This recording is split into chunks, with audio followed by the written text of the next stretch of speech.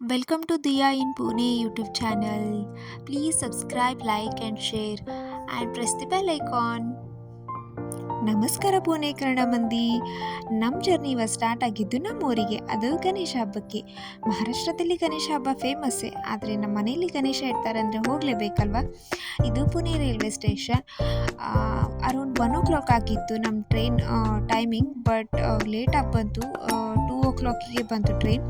So 2 o'clock ಅಂದರೆ ಚೆನ್ನಾಗಿ ನಿದ್ದೆ ಮಾಡೋ ಟೈಮ್. ಆ ಟೈಮಲ್ಲಿ ಎಚ್ಚರ ಇದ್ದು ಟ್ರೈನ್ ಹತ್ತಿ ಮಲಗೋದು ಅಂದರೆ ಎಲ್ಲ ಅರ್ಧಂಬರ್ಧ ನಿದ್ದೆ ಆಯಿತು. ಬೆಳಿಗ್ಗೆ ಯಾವಾಗಾಯಿತು ಅಂತಲೇ ಗೊತ್ತಾಗಲಿಲ್ಲ.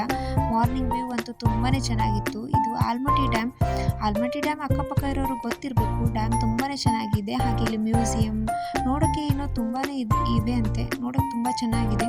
Other then this nature view ಕೂಡ ತುಂಬಾ ಚೆನ್ನಾಗಿತ್ತು. ಬಟ್ ಗದಗ್ ರೈಲ್ವೆ ಸ್ಟೇಷನ್ ನಾವು ರೀಚ್ ಆಗಿತ್ತು ಅರೌಂಡ್ 11:30. ಲೇಟೇ ಆಯಿತು. ಇದು ಗದಗ್ ರೈಲ್ವೆ ಸ್ಟೇಷನ್. ರೀಕನ್ಸ್ಟ್ರಕ್ಷನ್ ಮಾಡ್ತಾ ಇದ್ದಾರೆ, ಸೊ ಹೀಗಾಗಿ ಪ್ರಾಪರಾಗಿ ಏನೂ ಕಾಣಿಸ್ತಾ ಇಲ್ಲ. ಇಲ್ಲಿಂದ ಆಟೋ ಸಿಗುತ್ತೆ ಗದಗ್ ಬಸ್ ಸ್ಟ್ಯಾಂಡಿಗೆ ಹೋಗೋಕ್ಕೆ. ಸೊ ನಾವು ಕೂಡ by auto bus stand reach ಆದ್ವಿ. ಮಾರ್ನಿಂಗ್ ಟ್ರೈನಲ್ಲಿ ಏನೂ ಬ್ರೇಕ್ಫಾಸ್ಟ್ ಮಾಡಿರಲಿಲ್ಲ.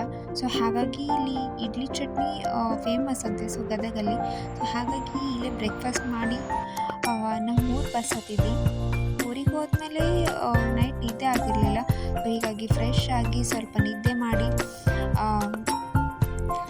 ನೆಕ್ಸ್ಟ್ ಡೇ ಮಾರ್ನಿಂಗ್ ಗಣೇಶ ತರೋಕ್ಕೆ ಎಲ್ಲನೂ ರೆಡಿ ಮಾಡಿದ್ವಿ.